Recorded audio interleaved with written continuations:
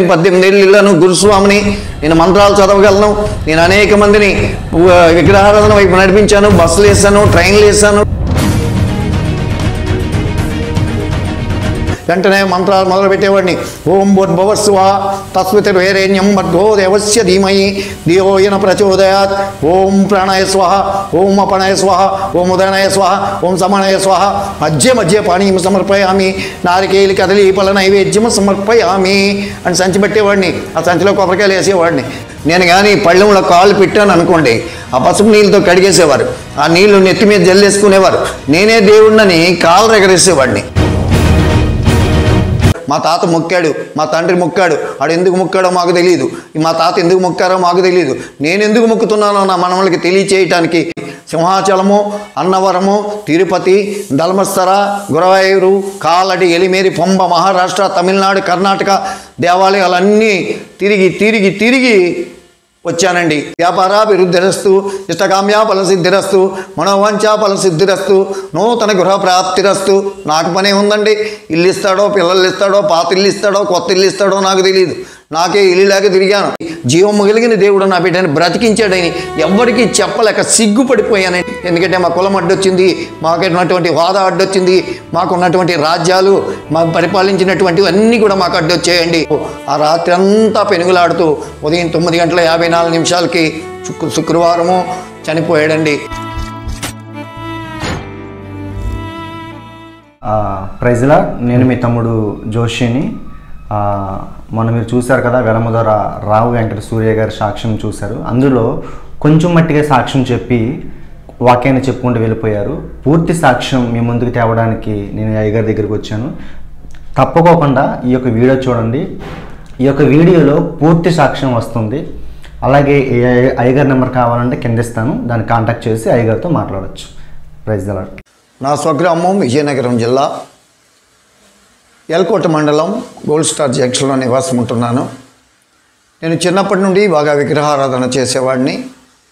విగ్రహారాధన అంటే మా తల్లిదండ్రుల దగ్గర నుండి, నాకు ఇంచుమించులో మా తాత దగ్గర నుండి కూడా మాకు విగ్రహారాధన బాగా అలవాటు. మేము ఒక వేలముదరల కుటుంబం నుండి వచ్చాము. ఎందుకు ఈ కమ్యూనిటీ చెప్తున్నామంటే, యేసుక్రీస్తు ప్రభువారు అందరికీ దేవుడు, కులానికి మతానికి ఒక సంబంధించినటువంటి దేవుడు కాదు. యేసుక్రీస్తు ప్రభు లోక రక్షకుడు, లోకానికి సృష్టికర్త అయి ఉన్న దేవుడు. అంతకుముందు నేను విగ్రహారాధనలో ఉన్న సమయంలో నాకైతే బాగా 12 సంవత్సరాల వయసు నుండి మా తల్లిదండ్రులు విగ్రహారాధన మనకు అలవాటు చేశారు. మా తండ్రి ప్రతిరోజు విగ్రహారాధన చేసేవారు, మా తల్లి. అదేవిధంగా నేను కూడా చిన్నప్పటి నుండి విగ్రహారాధన చేసేవాడిని. నాకు 18 సంవత్సరాల వయసులో వివాహం అయింది. ఆ 18 సంవత్సరాల వయసులో వివాహం అయిన తర్వాత నేను ఈ ఎల్కోట మండలం నుండి గోల్డ్ స్టార్ జంక్షన్ దగ్గర దాసులపాలెం అనే గ్రామం నుండి నేను వలస వెళ్ళిపోయాను. బ్రతుకు తెరువు నిమిత్తము ఇక్కడైతే మాకు అనేకమైన ల్యాండ్స్ ఉండేవి. ఇంచుమించులో ఒక చెరువు కిందే 120 ఎకరాల పొలం ఉండేది. ఆ పొలమంతా పేకాట, తాగుడు, వ్యభిచారము, ఇటువంటి వేరే అలవాట్లకి ఆ పొలాలన్నీ కూడా పాడు చేసుకొని తిండికి ఇబ్బంది అయి, వ్యాపారం లేక బ్రతుకు తెరువు నిమిత్తము అంబాజీపేట అనే గ్రామం వలస వెళ్ళిపోయాను. 1975లో వెళ్ళిపోయాను. అక్కడి నుండి 79లో అంబాజీపేటలో చేరుకొని అంబాజీపేటలో చిన్న వ్యాపారం చేసుకుంటూ అక్కడ కూడా విగ్రహారాధన స్టార్ట్ చేశాను. అక్కడ కూడా ఏదో రామేశ్వరం వెళ్ళినా శనేశ్వరం తప్పదని ఎక్కడికి వెళ్ళినా కూడా నాకు ఈ విగ్రహారాధన అలవాటు కాబట్టి ఆ విగ్రహారాధన చేసుకుంటూ అక్కడ కొన్ని సంవత్సరాలు వ్యాపారం చేసుకుంటూ ఉండేవాడిని. మరి నేను యేసు ప్రభుని ఎలా తెలుసుకున్నాను అంటే, నాకు 3 పిల్లలు. నాకు 2 అబ్బాయిలు, ఒక అమ్మాయి. అమ్మాయి ఇంజనీరింగ్ చదివేది. అమ్మాయి ఇంజనీరింగ్ చదివేది పాలిటెక్నికల్ కాలేజీ, ముల్లపూడి హరిశ్చంద్ర ప్రసాద్ గారి కాలేజీలో. ఆ అమ్మాయి ఇంజనీరింగ్ చదివేటప్పుడు ఒక క్రిస్టియన్ అమ్మాయి పరిచయం అయింది. ఆ క్రిస్టియన్ అమ్మాయి పేరు టీనా. ఆ అమ్మాయి పరిచయం అయ్యి ఆ అమ్మాయికి సువార్త ప్రకటించింది. ఏమని? యేసు క్రీస్తు గురించి నిజమైన దేవుడు అని చెప్పి మా అమ్మాయికి అది సువార్త ప్రకటిస్తే ఆ అమ్మాయి చదువుకొని వచ్చి బైబిలు, ఆ కీర్తనలు, సామెతలు చదివి, నాన్నగారు యేసుక్రీస్తు ప్రభువారు దేవుడు, మీరు 18 సంవత్సరాలు అయ్యప్ప మాల వేసుకున్నారు, 3 సంవత్సరాలు కనకదుర్గ మాల వేసుకున్నారు, 18 మెట్లు కట్టించారు. 18 మెట్ల మీద విగ్రహారాధనలు ఉండేవి. బొమ్మలు, విగ్రహారాధన అంటే బొమ్మలండి. ఆ విగ్రహారాధన ఉండేది. ఆ బొమ్మలకి నిత్యము నిరంతరం మీరు పూజలు చేసేవారు, నిత్యము దీపాలు వెలిగించేవారు. ఈ దీపాలు వెలిగించడం కాదు, కానీ యేసు ప్రభు దేవుడని మీరు తెలుసుకుంటే నిజ దేవుడిని తెలుసుకున్నట్టు ఉంటుంది. మీకు పరలోక రాజ్యం వెళ్తారని ఆ అమ్మాయి నాకు బోధ చేసేది.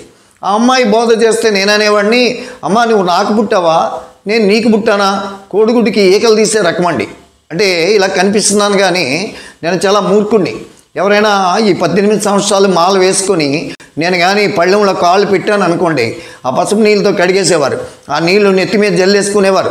నేనే దేవుడినని కాళ్ళు ఎగరేసేవాడిని. కాళ్ళు ఎగరేస్తే చొక్కా చిరిగిపోయింది నాకు.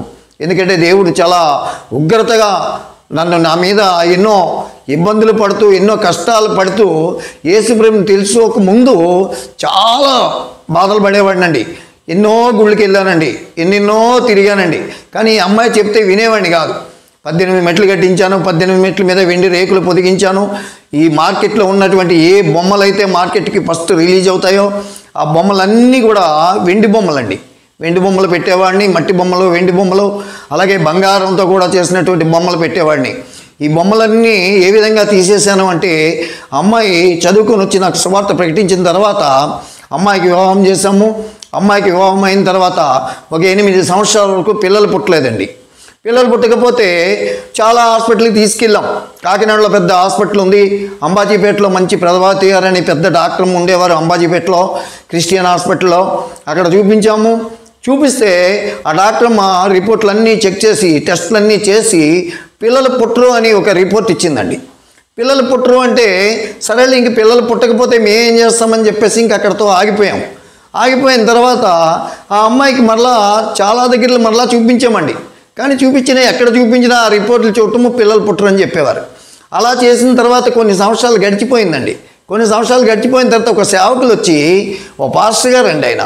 ఆ పాస్టర్ గారు వచ్చి మధ్యాహ్నం సమయంలో, నేను చిన్న వ్యాపారం చేసుకున్న సమయంలో జ్యువెల్ షాప్లో ఆయన వచ్చి, యేసుక్రీస్తు ప్రభువారు ఆరాధనకి వెళ్ళండి, మీ అమ్మాయికి పిల్లలు పుడతారు, పిల్లలు లేక మీరు అనేక గ్రామాలు అనేక హాస్పిటల్కి తిరుగుతున్నారని చెప్పి ఆయన చెప్పడం జరిగింది.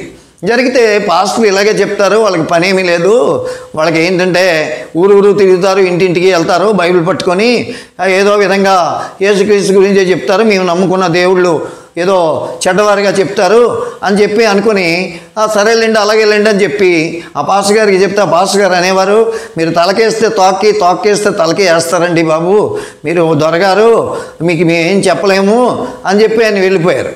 వెళ్ళిపోయిన తర్వాత ఎందుకో ఆ మధ్యాహ్నం 12 గంటలకి చెప్పారండి. ఆ మధ్యాహ్నం 12 గంటలకి చెప్తే నా భార్యకి ఫోన్ చేసి, యేసుప్రభు గుడికి వెళ్తే పద్మకి పిల్లలు పుడతారంట, ఒక్కసారి వెళ్దామా ఆరాధనకి అన్నాను. ఆ ఆరాధన ఎన్ని గంటలకో తెలియదు. సాయంత్రం ఆయన 5 సాయంత్రం వెళ్ళిపోండి అని చెప్పారు. సాయంత్రం వెళ్ళిపోమంటే మా ఇంటికి ప్రక్కనేనండి, అది మా ఇంటికి బాగా పక్కనే ఆ దేవాలయం. ఆ దేవాలయానికి మేము 5 గంటలకి వెళ్ళిపోయాం. వెళ్ళిపోతే ఎవరు లేరు, తలుపులు తీస్తున్నాయి. ఆ తలుపులు తీసుంటే లోపలికి వెళ్ళాం. లోపలికి వెళ్ళేటప్పటికి లోపల బోల్డెన్ ఇన్స్ట్రుమెంట్స్ ఉన్నాయి. అవన్నీ చూసి ఎవరు లేరు, వీళ్ళు ఇలాగే చెప్తారు, వీళ్ళకి మతి లేదు, మనకు కూడా మతి లేదా అని చెప్పేసి వెనక్కి వెళ్ళిపోచ్చే టైంలో ఒక పాప వచ్చి, అయ్యా పాస్టర్ గారు వస్తారు కూర్చోండి అన్నారు. అప్పటికే నా భార్య నేను, మాకు 7 వారాల నగలు అలవాటు. అంటే ఆ 7 వారాలు వారానికి ఒక నగ వేసుకోవటం అనమాట, వెలందరలం కదండి. అందుకని ఈవిడ ఉన్న నగలన్నీ ధరించేసుకుందండి. ఇవన్నీ ధరించేసుకొని ఫస్ట్ షో సినిమాకి మ్యాట్నీకి వెళ్తాం కదా, ఆ అలవాటుని ఆ మందిరానికి వచ్చాం. వచ్చేసరికి ఆ పాప చెప్పింది, వచ్చేస్తారు పాస్టర్ గారు కూర్చోండి అని. వెంటనే ఫ్రంట్కి వెళ్ళి బలిపీఠమో మరేమో తెలియదు, ఆ అరుగు దగ్గర కూర్చొని నేను నా భార్య కూర్చొని అలా మోకరించి కూర్చున్నామండి. ఈలోగా 4-5 పిల్లలు వచ్చారు. 4-5 వచ్చి ఏడుస్తున్నారు, యవనస్తులు. వాళ్ళు ఏమని ఏడుస్తున్నారంటే, నేను పాపినయ్యా, నా పాపాలు క్షమించయ్యా అని చెప్పి ఈ పాపాలన్నీ ఒప్పుకుంటూ ఏడుస్తున్నారు. ఏడుస్తూ ఉంటే నేను అనుకునేవాడిని, వీళ్ళు పాపులు, మనం పరిశుద్ధులమి, మనం 18 ఏళ్ళు వెళ్ళాము, 3 సంవత్సరాలు కనకదుర్గ మాల వేసుకున్నాము, మనం విగ్రహారాధన చేస్తున్నాం కాబట్టి మనం పుణ్యాత్ములమి, వాళ్ళు పాపులని ఏడుస్తున్నారు, నిజమే వీళ్ళు పాపులే, అనవసరంగా వచ్చామని బాధపడితే కొంతమంది వచ్చేసరికి అలాగా మొత్తం ఒక 150 మంది జనం వచ్చారండి. 6 అయిపోయింది. మేమేమనుకున్నాం, 6 గంటలకు వెళ్ళిపోతాం కదా ఇంటికి భోజనానికి అనుకున్నాం. కానీ అది 6 గంటల ప్రార్థన కాదు. ఆ ప్రార్థన అంటే ఏంటో మాకు తెలియదు. ఫ్రంట్నే కూర్చున్నాం, ఆ చర్చికి ఎంట్రన్స్లో కూర్చునేసరికి దైవ సేవకులు వచ్చారు, ప్రార్థనలు చేస్తున్నారు. ఆ ప్రార్థన ఏంటి అని పక్కన అడిగితే, ఇది ఆల్ నైట్ ప్రేయర్ అండి, ఉదయం 5 గంటల వరకు ఉంటుందన్నారు. అయ్యే బాబోయ్, రాక వచ్చాము అనవసరంగాను, ఇదేదో 5 గంటలలాగా అలాగే ఉంటామా ఇక్కడ తెల్లవారుజాము వరకును, లెగిద్దామంటే ఫ్రంట్ కూర్చున్నాం, సిగ్గు నామోస్కి ఎక్కువ. ఎందుకంటే మాకు నామోస్కి ఎక్కువ అండి, మాకు గర్వం ఎక్కువ. ఆ గర్వమే నాశనానికి దారి తీసింది మాకు. అటువంటి స్థితిలో అక్కడ కూర్చొని రాత్రంతా కూడా తెల్లవారులు అలాగే ఉన్నామండి. వాళ్ళందరూ ఏడుస్తున్నారు, మేము కూడా వాళ్ళందరూ ఏడుస్తుంటే నేను నా భార్య కూడా కన్నీరు గార్చాం. వాళ్ళు ఎందుకు ఏడ్చారో నాకు తెలియదు, కానీ నేను ఎందుకు ఏడ్చానో మరి దేవుడికి తెలుసు. మా అమ్మాయికి పిల్లలు లేరని వచ్చాం, కళ్ళు మూసుకున్నారు, ప్రార్థనలు చేస్తారు. ఉదయం 5 గంటలకు దైవ సేవకుడు వచ్చి మీ సమస్య ఏంటని అడిగాడు. ఏముందండి, నాకు సమస్యలు ఏం లేవు, నేను 18 ఏళ్ళు వెళ్ళాను, గురుస్వామిని, నేను మంత్రాలు చదవగలను, నేను అనేక మందిని విగ్రహారాధన వైపు నడిపించాను, బస్సులు వేసాను, ట్రైన్లు వేసాను, ట్రైన్లు రిజర్వేషన్ చేశాను, టికెట్లన్నీ, నేను చాలా దేశాలు తిరిగానండి అని చెప్పాను. ఇవన్నీ నాకెందుకు అనుకున్నారేమో మా సేవకుడు. మీ సమస్య ఏంటో చెప్పమన్నారు. మా అమ్మాయికి పిల్లలు లేరండి, అందు నిమిత్తం యేసుప్రభు గుడి దగ్గరికి వస్తే ప్రార్థన చేస్తే పిల్లలు పుడతారని ఒక దైవ సేవకుడు చెప్పారు, అందుకని వచ్చానన్నాను. సరే అయితే సంతానవతిగా ప్రకటిస్తున్నానని ప్రార్థన చేశారండి. మా ఆవిడ చేతి నెత్తి మీద నా నెత్తి మీద చేసి నేను అప్పుడు అనుకున్నాను, సంతానవతిగా ప్రకటిస్తానని అంటున్నారు, మా అమ్మాయికి కదా పిల్లలు, మా ఆవిడ మీద నెత్తి మీద వేసి ప్రార్థన చేస్తారేటి, మా ఆవిడికి కానీ సంతానమా అనుకొని చాలా కోపడ్డాను. కానీ ఉదయం 5 అయిపోయింది, ఇంటికి వెళ్ళిపోయాం. ఇంటికి వెళ్ళిపోయిన తర్వాత 6 నెలలు గడిచిందండి. 6 నెలలు గడిచిన తర్వాత మా అత్తయ్య గారు ఫోన్ చేసి పద్మని ఒకసారి హాస్పిటల్కి తీసుకెళ్ళి చూపించు అన్నారు. ఎందుకు, పిల్లలు పుట్టరని ప్రభావతి డాక్టర్ గారు చెప్పారు కదా, కాకినాడలో కూడా చూపించాం కదా, ఎందుకు ఇంక తీసుకెళ్ళటం, డబ్బు వేస్ట్, ఉన్న డబ్బు అంతా ఖర్చు పెట్టామని చెప్తే, కాదు ఎందుకో అనుమానంగా ఉంది, తీసుకెళ్ళన్నారు. తీసుకెళ్ళిన తర్వాత డాక్టర్ మంది, ఎందుకండి రిపోర్ట్లు ఇవన్నీ చేసిన రిపోర్ట్లు అన్నీ ఉన్నాయి కదా, మీకు అసలు పిల్లలు పుట్టరా పాపకి అన్నారు. కాదమ్మా, నేను ఒక రాత్రంతా యేసుప్రభు గుడిలోకి వెళ్ళి ఏడ్చానమ్మా, కన్నీరు కార్చాను, దేవుడు నా కన్నీరు చూసి ఉంటాడు, గర్భఫలం ఇచ్చి ఉంటాడు, ఒకసారి టెస్ట్ చేయండి అమ్మా అన్నాను. వెంటనే ప్రభావతి గారు ఏం చేశారంటే టెస్ట్ చేస్తే యూరిన్ బ్లడ్ టెస్ట్లో సంతానవతి వచ్చిందండి. దేవునికి 2 చేతులు ఎత్తి దేవుడిని స్తుతిద్దామండి. ఎందుకంటే గర్భఫలము తెరవగలిగిన వాడు దేవుడండి. మూతబడిన గర్భాన్ని తెరిచేవాడు యేసు ప్రభువారండి. ఒకవేళ ఏమైనా నీ గర్భం మూతబడి ఉంటే యేసు ప్రభువారు సన్నిధికి వచ్చి మోకరించినట్లయితే గర్భాన్ని తెరవగలిగిన వాడు యేసు ప్రభు అండి. ఆ లోదు హృదయాన్ని తెరిచినట్లు యేసు ప్రభువారు నా కుమార్తె యొక్క పద్మ కుమార్తె, ఆ కుమార్తె యొక్క గర్భాన్ని తెరిచిన దేవుడండి. వెంటనే నేను యేసుప్రభు గుడి దగ్గర నుండి ఎప్పుడైతే హాస్పిటల్ నుండి ఇంటికి వచ్చిన వెంటనే నేను పూజిస్తున్నటువంటి 18 మెట్లండి, 18 మెట్ల మీద ఉన్నటువంటి విగ్రహాలన్నీ తీసేశానండి. అవన్నీ తీసేసి ఆ చెత్తకొట్టి అన్నీ కూడా పట్టుకెళ్ళి అమ్మితే 8 కేజీలు వెండి వచ్చిందండి. 18 మెట్లు తీసేశాను. ఎందుకంటే ఏది పాపము అంటే ఆజ్ఞ అతిక్రమమే పాపం అండి. దేవుడు చెప్తున్నాడు నిర్గమాకాండంలో, ఆజ్ఞ అతిక్రమమే పాపము. ఆకాశం అందే కానీ, భూమి అందే కానీ, భూమి కింద ఎండు నీళ్ళ ఎందే కానీ ఉండి దేని రూపమునైన విగ్రహమునైన నీవు చేసుకునకూడదు, వాటికి సాగిలి పడకూడదు. ఎలయనగా నేను రోషము కలిగిన దేవుడునని యేసుప్రభు వారు చెప్పిన మాట నాకు గుర్తొచ్చేదండి. నా కుమార్తె అయితే ఎప్పటికప్పుడే చెప్పేది, యేసుప్రభుని నమ్ముకోండి, ఆయన నిజమైన దేవుడని. నేను అస్సలు వినేవాడిని కాదు. యేసయ్య అంటే నాకు ఎల్లవయ్య అన్నట్టు వినపడేది. శివుని చెమటోడు శివులో శంఖ మూదినట్లు. మేము వెలందరలం కదండి, మాకు మాకు ఎక్కువ కోపము పౌరుషం, యుద్ధాలు చేశారు, చాలామందితో యుద్ధాలు చేశారు. అటువంటి వెలందరుల కుటుంబంలో నుండి వచ్చాను. ఎంతైతే నేను హెచ్చించుకున్నానో అంత నాశనమైపోయానండి. ఎప్పుడైతే నేను తగ్గించుకోవడం మొదలుపెట్టానో దేవుడు నా పక్షాన అనేకమైన మేలులు చేస్తున్నాడండి. ఎప్పుడైతే హెచ్చించుకున్నవాడు ఎప్పుడైతే తగ్గించుకుంటామో వారు హెచ్చించబడతారని దేవుని వాక్యం సెలవిస్తుంది. ఆ బొమ్మలన్నీ తీసుకెళ్ళి ఒక కాలంలో కలిపేసాం. విగ్రహారాధన అంతా తీసేసామండి. తీసేసిన తర్వాత నాకు ఇంకా 2 అబ్బాయిలు ఉన్నారు. ఆ అమ్మాయికి వివాహం చేస్తాము. అబ్బాయి పుట్టాడు. అబ్బాయి పుట్టిన తర్వాత మరలా ఆ అమ్మాయికి ఇంకో అబ్బాయి కూడా పుట్టాడండి. 2 అబ్బాయిలు. ఈరోజు ఆ అబ్బాయి బీటెక్ ఫైనల్ ఇయర్ పాస్ అయి ఉన్నాడండి. ఎందుకు చెప్తున్నానంటే యేసుక్రీస్తు ప్రభువారు లోక రక్షకుడండి. ఆయనలో ఏ పాపము లేదు. ఆయనలో పాపము లేదని ఎవరైనా ఆయనలో పాపం ఉందని ఒకవేళ నిరూపిస్తే సవాలు విసిరినటువంటి దేవుడు యేసుక్రీస్తు ప్రభువారండి. నేను పూజించిన దేవుళ్ళలో పాపం ఉందో లేదో ఏమో నాకు తెలియదు, కానీ మా తండ్రి చేశారు, నేను చేశాను, మా తాత మా తండ్రికి అలవాటు చేశారు, అలాగే మా తండ్రి ఏమో మాకు అలవాటు చేశారు. ఇప్పుడు మేము నిజమైన దేవుణ్ణి తెలుసుకున్నాము. మేము, మా కుటుంబము, మా పిల్లలు అందరినీ కూడా యేసు ప్రభుని నమ్ముకున్నాము.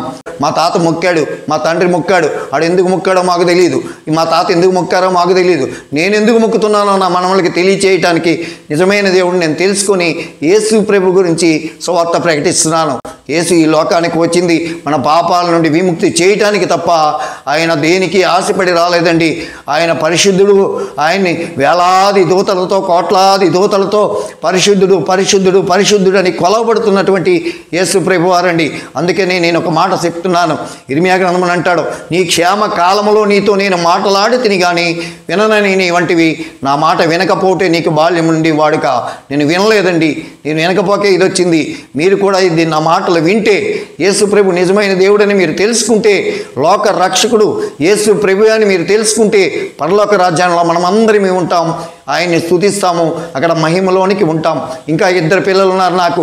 2 పిల్లలు అంటే మగ పిల్లలు ఉన్నారు. అమ్మాయికి వివాహం అయిపోయింది, పిల్లలు పుట్టారు, అమ్మాయి వెళ్ళిపోయింది. సామర్లకోట అమ్మాయిని ఇచ్చాం. జలగం వెంగళరావు గారని ఒక ముఖ్యమంత్రి చేసేవారు. ఆ జలగం వెంగళరావు గారు కుటుంబంలో నుండి జలగం వారి అమ్మాయిని నాకు చేశారు. ఆ అమ్మాయిని చేసిన తర్వాత మాకు 3 పిల్లలు పుట్టారు, పాప 2 బాబులు. ఆ జలగం వారి అమ్మాయిని చేసుకున్న తర్వాత మరలా బాబుకి కూడా మేము ఏలూరు దగ్గర కోటగిరి విద్యాధరరావు గారని వాళ్ళ బంధువులు ఉన్నారు, కోటగిరి రామారావు గారని, వారి బంధువుల అమ్మాయిని మేము వివాహం చేసుకున్నాం. యేసు ప్రభుని తెలుసుకోకముందు మేము బాగా విగ్రహారాధన చేసేవాడిని. నేను చిన్నప్పటి నుండి విగ్రహారాధన పదే ఎందుకు చెప్తున్నానంటే, ఏది పాపం అంటే ఆజ్ఞ అతిక్రమే పాపం అండి. సింహాచలము, అన్నవరము, తిరుపతి, ధర్మస్థల, గురవాయూరు, కాలడి, ఎలిమేరి, పంబ, మహారాష్ట్ర, తమిళనాడు, కర్ణాటక దేవాలయాలన్నీ తిరిగి వచ్చానండి. ఎక్కడా నాకు నెమ్మది లేదు, ఎక్కడా శాంతి లేదు, ఎక్కడా సమాధానం లేదు. కానీ యేసు క్రీస్తు ప్రభువాన్ని తెలుసుకున్న తర్వాత నా కుటుంబంలో ఒక అద్భుతమైన మేలు, ఒక చూసిక్రియ చేసిన తర్వాత నిజమైన దేవుడు యేసు ప్రభువారని నేను తెలుసుకున్నానండి. ఎర్ర బట్టలు వేసుకునేవాడిని, అదే భవానీ మాల అంటారు అట్లని, ఆ బట్టలు వేసుకునేవాడిని. కృష్ణానదిలో కూర్చునేవాడిని. ఆ కృష్ణానదిలో కూర్చుంటే నేనే పంతులు గారు అనుకునేవారు. ఎర్రటి మాలలు ఉండేవి, ఆ మెండా పూసలో, ఆ కాళ్ళకి పారాని, పసుపు, బొగ్గకు చుక్క, ముళ్ళకి ఆ కిరీటం పెట్టుకొని, చీర కట్టుకొని, జాకెట్ వేసుకొని ఆ శిఖ దర్శనం అంతా తిరిగేవాడిని అండి. విజయవాడ ప్రతి సంవత్సరం 3 సంవత్సరాలు తిరిగాను. 18 ఏళ్ళు శబరిమల, 75 కిలోమీటర్లు 3 సంవత్సరాలు నడిచి వెళ్ళానండి. ఎందుకు చెప్తున్నానంటే ఎంతో ప్రయాసపడ్డానండి అప్పుడు. కానీ ఆ ప్రయాసలో నాకు ఏ నెమ్మది రాలేదు, ఏ సుఖం కలగలేదు, ఏ శాంతి లేదు, సమాధానం లేదు, ఏమీ లేదు. అటువంటి విగ్రహారాధన చేసేవాడిని. ఈ ఆడవాళ్ళు వచ్చి స్త్రీలు ఎప్పుడో నేను పంతులు గారు అనుకొని 10-20 ఇచ్చేవారు. నాకు డబ్బు అంటే ఆశ ఎక్కువండి, నాకు డబ్బు అంటే ఆశ ఎక్కువండి. ఆ కృష్ణానదిలో కూర్చొని ఆ ఆడవాళ్ళు వస్తే 10-20 ఇస్తే తీసుకొని ఆ ఒడ్డున్న గట్టు మీద ఉన్నవాడికి ఇచ్చేవాడిని అండి. ఆ కుర్రాడిని కూర్చోబెట్టి ఆ బ్యాగ్లో వేయమనేవాడిని. నేను తడిచిపోయినా పర్వాలేదు, నాకు ముక్కులో నీళ్ళు వచ్చినా పర్వాలేదు, కృష్ణానదిలో కొట్టుకుపోయినా పర్వాలేదు, కానీ ఆ 10 రూపాయల నోటు తడకూడదండి. అలా కూర్చొని అక్కడ పొద్దున్న ఉదయం 5 గంటలకు కూర్చుంటే ఏ మధ్యాహ్నం 1 గంట 2 గంటల వరకు అలాగ మంత్రాల కృష్ణానదిలో చదువుతూనే ఉండేవాడిని. ఆ 10 రూపాయలు ఇచ్చేవారు, పేరు గోత్రం చెప్పేవారు. చెప్పి ఇల్లు లేదండి, పిల్లలు లేరండి, మా ఆయనకు ఉద్యోగం లేదండి, మాకు బోల్డ్ 190 సమస్యలు ఉన్నాయని ఈ సమస్యలన్నీ నాకు చెప్పేవారు. చెప్తే నేనేదో పంతులు గారిలాగా, నేనేదో దేవుడిలాగా బిల్డప్ ఇచ్చేవాడిని. చెప్పాను కదా ఫస్టే, నేను బాగా బిల్డప్ ఇస్తానని. చిరంజీవి బాలకృష్ణ ఉన్న బాగా నటించేవాడిని అండి. యేసుప్రభులోకి రాకముందు నెంబర్ 1 మూర్ఖుడు ఎవరంటే నేనేనండి. అటువంటి స్థితిలో ఉన్నప్పుడు అలా డబ్బులు తీసుకునేవాడిని. పేరు గోత్రం చెప్పమనేవాడిని. ఆ పేరు గోత్రం చెప్పేవారు. చెప్పిన వెంటనే మొదలు పెట్టేవాడిని. వాళ్ళు నీటిలో ఉండేవారు, నేను నీటిలో ఉండేవాడిని. ఆ వెంటనే మొదలుపెట్టేవాడిని. రేచర్ల గోత్రస్య వెంకట సూర్యారావు నామధేయస్య ధర్మపత్ని సమేతస్య సకుటుంబస్య సపుత్రికస్య క్షేమస్థైర్య విజయ అభయ ఆరోగ్య ఐశ్వర్యాభివృద్ధిరస్తు వ్యాపారాభివృద్ధిరస్తు ఇష్టకామ్యా ఫలసిద్ధిరస్తు మనోవాంఛా ఫలసిద్ధిరస్తు నూతన గృహప్రాప్తిరస్తు. నాకు పనే ఉందండి. ఇల్లు ఇస్తాడో, పిల్లలు ఇస్తాడో, పాత ఇల్లు ఇస్తాడో, కొత్త ఇల్లు ఇస్తాడో నాకు తెలియదు. నాకే ఇల్లు లేక తిరిగాను. ఆ దాసులపాలెం అనే గ్రామం వదిలి నేను ఇల్లు లేక, తిండి లేక అంబాజీపేట గ్రామం వెళ్ళాను. నాకు ఉతరికే పిల్లలు లేక నేను తిరిగి యేసు ప్రభు వారి దగ్గరికి వచ్చాను. ఆయన సన్నిధిలోకి వచ్చి మోకరించి కన్నీరు కారిస్తే యేసు ప్రభు వారు నా కన్నీరు దాటి వెళ్ళలేదండి. ఆ రోజు భర్తీమయ్య నాకు గుడ్డివాడు ఏడ్చాడు, దావీదు కుమారుడా నన్ను దాటి వెళ్ళొద్దయ్యా అన్నాడు. నిజమే, యేసు ప్రభు వారు ఏదైనా దాటి వెళ్తారు కానీ కన్నీరు దాటి వెళ్ళే దేవుడు కాదండి. ఆయన అక్కడ నిలిచి ఆయనకి బాగు చేసి వెళ్ళారండి. నేను ఆ వాక్యం చదివినట్లయితే యేసు నిలిచి అని ఉంటుందండి. ఈరోజు యేసు ప్రభు వారు ఒక గుడ్డివాడి దగ్గర నిలవబడ్డాడంటే ఈరోజు ఆ గుడ్డివాడిలో ఎంత శక్తి ఉందో, ఎంత భక్తి ఉందో మీరు గ్రహించండి. ఈరోజు మన పిల్లలే మన దగ్గర నిలబడరు, దిగు దిగు అంటాం, కానీ మన పిల్లోడే 2 మెట్లెక్కి దిగడండి. మనం దిగమంటే మన పిల్లోడే మన మాట విండు. కానీ యేసు ప్రభు వారు కన్నీరు దాటి వెళ్ళలేదండి. ఆ గుడ్డివాడి కళ్ళు బాగు చేశాడు. అలాగే నన్ను కూడా నా కన్నీరు తుడిచి, నా కన్నీరుకు సమాధానం ఇచ్చి, నా పాపకి మంచి గర్భఫలం 2 పిల్లలు ఇచ్చాడండి, గర్భఫలం. అటువంటి పిల్లలు ఇచ్చి నన్ను బలపరిచి ఈరోజు అనేక గ్రామాల్లో నన్ను సాక్ష్యానికి వాడుకోవటానికి దేవుడు నన్ను ఎంతో ఆత్మీయంగా ఎదిగిస్తూ అనేక మంది సేవకుల ద్వారా బలపెడుతూ నన్ను ఈరోజు దేవునిలో నిలబెట్టినటువంటి దేవుడికి నేను ఎంతైనా రుణపడి ఉంటానండి. 2 అబ్బాయిలు ఉన్నారు. 2 అబ్బాయిలు ఉన్నారంటే ఒక అబ్బాయి డిగ్రీ చదువుకునేవాడండి. డిగ్రీ చదువుకున్న సమయంలో అప్పుడు మేము బాగా సువార్త ప్రకటించేవాళ్ళమే, మంచి సువార్త ప్రకటిస్తూ ఉండేవాళ్ళమే. మాకు మారుతి వ్యాన్ ఉండేది, ఒక కారు ఉండేది. ఆ కారు వ్యాను పెట్టి శుభ్రంగా సువార్తకి వెళ్ళేవాళ్ళమే. అంబాజీపేట ఆ పరిసర ప్రాంతాలన్నీ కూడా చాలా సువార్త చేసేవాడిని అండి. రాత్రింబగలు అస్సలు రెస్ట్ లేకుండా చేసేవాడిని అండి. ఎందుకంటే నమ్ముకోవటమే కొత్త కదండి. ఆ కొత్తలో ఇంకా ఎక్కువ భక్తి. ఇప్పుడు నమ్ముకున్న కొద్దీ ఉన్న కొద్దీ ఏమవుతుందంటే ప్రేమ చల్లారిపోతుందండి. యేసుప్రభు నమ్ముకున్నంత ప్రేమ చివరికి ఉండట్లేదు, విశ్వాసంలో ఉండట్లేదు, సేవకుల్లో ఉండట్లేదు, చల్లారిపోతుంది. అటుగా ప్రేమ చల్లారకుండా అనేక గ్రామాల సువార్త ప్రకటించేవాడిని. ఒకసారి మా అబ్బాయి శ్రీనివాసు ఫ్రెండ్స్ తలుపులంలో కిరాయికి వ్యాన్ అడిగారండి. సరే ఏదో డబ్బులు వస్తాయి కదా, ఆ డబ్బులు వస్తే కిరాయి డబ్బులైనా వస్తాయని చెప్పి ఒకసారి తలుపులంలో కిరాయికి పంపించాం. కిరాయికి పంపిస్తే అంబాజీపేట నుండి బయలుదేరింది వ్యాను. ఆ బయలుదేరి రావులపాలెం వెళ్ళేసరికి ఆ రావులపాలెంలో ఆ బాబుకి విపరీతమైన జ్వరం వచ్చిందండి. అయినా ఆ జ్వరంతో బండగా డ్రైవ్ చేస్తూ తలుపులంలో తుని వెళ్ళిపోయారు. తునిలో ఏం చేశారంటే అక్కడ కోళ్ళే కొనుక్కున్నారు వాళ్ళు. ఆ కొండకి వెళ్ళారు. కొండ మీద వాళ్ళు పూజలు అవి చేసుకుంటున్నారు. ఈ అబ్బాయి అయితే వ్యాన్లో ఈ జ్వరంతో నిద్రపోతున్నాడు. మేము ప్రభువుని నమ్ముకున్నాం కదండి. ఆ కొండ మీదకి వెళ్ళకుండా ఆ కిందనే కూర్చొని ఆ వ్యాన్లో అలా ఆ జ్వరంతో అలా బాధపడుతూ కాళ్ళు చేతులు కొట్టుకుంటూ బాబు కోమాలోకి వెళ్ళిపోయాడండి. కోమాలోకి వెళ్ళిపోతే అక్కడ నుండి మాకు ఫోన్ చేశారు. అయ్యా మీ అబ్బాయి ఏమో ఇగో ఫోన్ నెంబర్ ఉంది వ్యాన్ మీద, మీ అబ్బాయి చాలా సీరియస్గా ఉందండి, చనిపోతాడండి, మీరు వచ్చి తీసుకెళ్ళండి అని. వెంటనే మాకు ఫోన్ వచ్చిన వెంటనే ఆదివారం ఆ రాత్రి వచ్చింది ఫోను. వెంటనే శనివారం రాత్రి వ్యాన్ వెళ్ళింది. ఆ ఆదివారం ఉదయం మాకు ఫోన్ వచ్చింది. వెంటనే మా అబ్బాయిని పంపించాం. పెద్ద అబ్బాయిని పంపిస్తే తుని హాస్పిటల్లో జాయిన్ చేశారు. జాయిన్ చేస్తే బాబు కోమాలో ఉన్నాడు. ఆడు ఫోన్ చేశాడు, తమ్ముడు కోమాలో ఉన్నాడండి, నాన్నగారు చనిపోయాడు అంటున్నారు డాక్టర్లు, నాకు భయం వేస్తుంది అని. మన దేవుడు చాలా గొప్ప దేవుడు, మనం నమ్ముకున్న దేవుడు శక్తిమంతుడు, వెంటనే వ్యాన్ ఎక్కించి తీసుకొచ్చేయి అని చెప్పి వ్యాన్లో ఎక్కించేసి తీసుకొని వచ్చామండి కాకినాడ తీసుకొచ్చి హాస్పిటల్లో చూపించాం. అనేక హాస్పిటల్ తిప్పాం. ఏ హాస్పిటల్ తిప్పినా కూడా చనిపోయాడు తీసుకుపోమన్నారండి. అక్కడి నుండి సామలకోట మా అత్తూరు తీసుకెళ్ళిపోదామని చెప్పేసి అక్కడి నుండి సామలకోట వైపు వ్యాన్ తిప్పుదామని చెప్పి వెళ్ళే లోపల ఒక వ్యక్తి వచ్చారండి వ్యాన్ దగ్గరికి. ఎందుకు ఏడుస్తున్నావు వ్యాన్లో నుండి అని అడిగాడండి. వెంటనే డోర్ తీసి 23 సంవత్సరాల బాబుని చూపించాను. అయ్యా 23 సంవత్సరాల బాబండి, ఓ పోలీస్ పోస్ట్కి ట్రైనింగ్ అయి ఉన్న బాబండి, ట్రైనింగ్కి వెళ్ళటానికి సిద్ధంగా ఉన్న బాబండి అని చెప్తే ఏం భయం లేదు, నీ కొడుకు బ్రతుకుతాడు, కేర్ అనే హాస్పిటల్ ఉంది, హాస్పిటల్కి తీసుకెళ్ళమన్నారు. ఆ కేర్ అనే హాస్పిటల్కి తీసుకెళ్ళామండి. కాకినాడ 2 టౌన్ పోలీస్ స్టేషన్ దగ్గర ఉంటుంది. ఆ కేర్ అనే హాస్పిటల్కి తీసుకెళ్తే ఆ డాక్టర్లు ఏం చేస్తారంటే వెంటనే స్ట్రెచ్చర్ మీద ఆ లోపలికి తీసుకెళ్లారు ఐసీ రూమ్లోకి. అక్కడ పడుకోబెట్టేసి బయటకు వచ్చి 30,000 రూపాయలు కట్టమన్నారండి. అప్పట్లో ఆ పరిస్థితిలో మాకు డబ్బులే లేవు. ఆ 30,000 రూపాయలు అప్పు చేసుకుని అంబాజీపేటలో ఒక చిన్న షోడా కొట్టున్నటువంటి ఆ దుమ్మేటి శ్రీరాములు గారని ఆయన దగ్గర 30,000 రూపాయలు అప్పు చేసుకుని వెళ్ళి ఆ హాస్పిటల్లో కట్టామండి. కడితే ఆ వైద్యం చేస్తుంటే అక్కడి నుండి ఒక వ్యక్తి వచ్చి అడిగాడు, అయ్యా మీ బాబు చనిపోయాడని చెప్పుకుంటున్నారు డాక్టర్లు అన్నారు. డాక్టర్లు మరి 30,000 కట్టించుకున్నారు కదా, చనిపోతే ఎందుకు కట్టించుకున్నారు, వీళ్ళు దొంగలు ఇలాగానే డాక్టర్ని నానా విధమైన తిట్లతో ఆ సెంటర్లో కాకినాడలో బహిరంగంగా తిట్టానండి. తిడితే ఆ డాక్టర్లు వచ్చి ఈయన దొరగారులాగా ఉన్నారు, తీసుకెళ్ళిపోండి, ఈయన అర్జెంటుగా ఇంటి పేరు చూస్తే తెలిసిపోయింది రావు అని చెప్పి వెంటనే వాళ్ళు ఏం చేస్తారంటే నన్ను సామలకోట అత్తోరింటికి దగ్గరగా ఏ ఇల్లు ఉందో తీసుకుపోమంటే అత్తోరింటికి తీసుకెళ్ళిపోయారండి. అక్కడికి వెళ్ళిపోయాము. ఆ రాత్రి అంతా కూడా నేను, నా భార్య, నా పెద్ద కొడుకు కన్నీరు కార్చి ఏడ్చామండి. ఏడుస్తూ ఉంటే అక్కడ ముగ్గురు ముసలోళ్ళు వచ్చారు, దేవుణ్ణి నమ్ముకున్న వాళ్ళు. ఏడొద్దు, ఎందుకు ఏడుస్తున్నారు మీరు అని అడిగితే, నా బాబు 23 సంవత్సరాలు బాబు చనిపోయే స్థితిలో ఉన్నాడు, అందుకని ఏడుస్తున్నాను అంటే, ఏం భయం లేదు, నన్ను దేవుడు గొప్పడు బ్రతికిస్తాడు అని చెప్పారండి. ఆ రాత్రి అయితే ఏడ్చానండి. అయ్యా మరణం ఎక్కువ, పాతాళం ఎక్కువ, తాళపు చెవులు నీ స్వాధీనంలో ఉన్నాయంట. అయ్యా నువ్వు మరణానికి పంపించాలన్నా నీ చేతిలోనే ఉందయ్యా. అయ్యా ఒక్కసారి నా బిడ్డని బతికించి నాకు పంపించయ్యా. అయ్యా మరలా నా బిడ్డని నీకు ఇచ్చేస్తాను, కానీ నువ్వు జీవము కలిగిన దేవుడివి, బ్రతికించగలిగిన దేవుడు అని నేను తెలుసుకోవాలయ్యా అని చెప్పి కన్నీరు గార్చి రాత్రి అంతా ఏడ్చానండి. ఏడిస్తే ఉదయాన్నే 8 గంటలకి డాక్టర్ ఫోన్ చేసి, మీ అబ్బాయి బ్రతికాడు రమ్మన్నారండి. దేవునికి 2 చేతులు ఎత్తి స్తుతిద్దామండి. ఇంటికి వచ్చాము, హాస్పిటల్కి వచ్చాము, బాబుని చూసాము, ఏమి కావాలంటే అది పెట్టాము, తిన్నాడు. 23 సంవత్సరాలండి. ఒక ఎస్ఐ ట్రైనింగ్కి మంచి సిద్ధంగా ఉన్నటువంటి బాబు అండి, మంచి హైటు, పర్సనాలిటీ కలిగినటువంటి బాబు. అటువంటి బాబుని ఆయన బాస్కెట్బాల్ నేషనల్ ఆడారండి, టీవీలో కూడా ఆయన కనపడతాడు ఆ బాబు.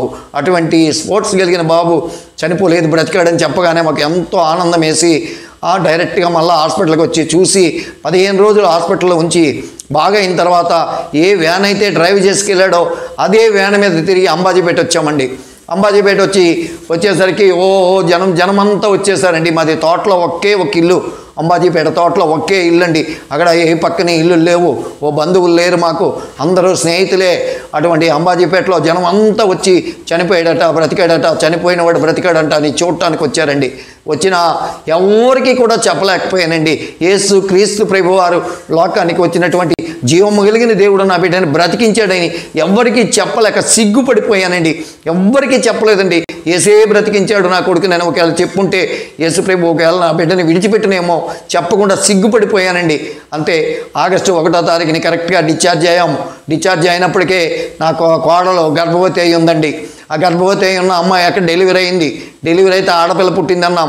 ఆడపిల్ల పుట్టింది అనగానే మా చిన్న అబ్బాయి అన్నాడు, ఏలూరు వెళ్ళేటప్పుడు అక్కడ కొందాం బట్టలు, అక్కడి నుండి మనం ఏలూరు దగ్గర నుండి నూజివీడు వెళ్తాం కదా, అక్కడికి వెళ్ళేటప్పుడు బట్టలు అన్నీ కొందాం, బంగారం కొందాం, అన్నయ్యకి ఆడపిల్ల పుట్టింది కదా, వెళ్దాము, కారు కడిగించేయండి అన్నాడండి. ఆగస్టు 1వ తారీఖుని మేము వచ్చాము, ఆగస్టు 2ని కారు కడిగించేసాము, ఆగస్టు 4ని వెళ్దామన్నాడండి. అంతే ఆగస్టు 4ని వెళ్దామన్నాడు. ఆగస్టు 3వ తారీఖుని బాబుకి మరలా జ్వరం వచ్చిందండి. ఆ రాత్రి అంతా కొట్టుమిట్ట ఆడిపోయాడండి. వెంటనే అమలాపురంలో పెద్ద హాస్పిటల్ ఒకటి ఉంటే చిరంజీవి రాజు గారి హాస్పిటల్లో జాయిన్ చేసాం. అక్కడ వాళ్ళు కూడా టెస్టులు చేశారు. చేసిన అస్సలు ఆ రోజు గాలి తుఫాను, కనీసం బిడ్డ దగ్గరికి వెళ్ళటానికి కూడా మాకు ఛాన్స్ లేదు. ఆ మారుతి వ్యాన్లో కూర్చొని ఏడ్చామండి. ఏడ్చాం. కానీ నేను దేవుణ్ణి గణపరచలేకపోయాను, దేవుణ్ణి మహింపరచలేకపోయాను. నా బిడ్డ గురించి నేను సాక్ష్యం ఇవ్వలేక సిగ్గుపడిపోయానండి. ఈరోజు నేను సిగ్గుపడ్డాను కాబట్టి దేవుని సన్నిధిలో నిజమైన దేవుడు యేసు క్రీస్తు ప్రభువారని ధైర్యంగా సాక్ష్యం చెప్పగలిగిన స్థితిలో నేను ఉన్నానండి. ఆ బాబు ఆ రాత్రి అంతా పెనుగులాడుతూ ఉదయం 9:54 శుక్రవారము చనిపోయాడండి. ఆ రోజు వరలక్ష్మీదేవి వ్రతము. ఆ బాబుని తీసుకొని ఇంటికి వచ్చి సమాధి చేసాం.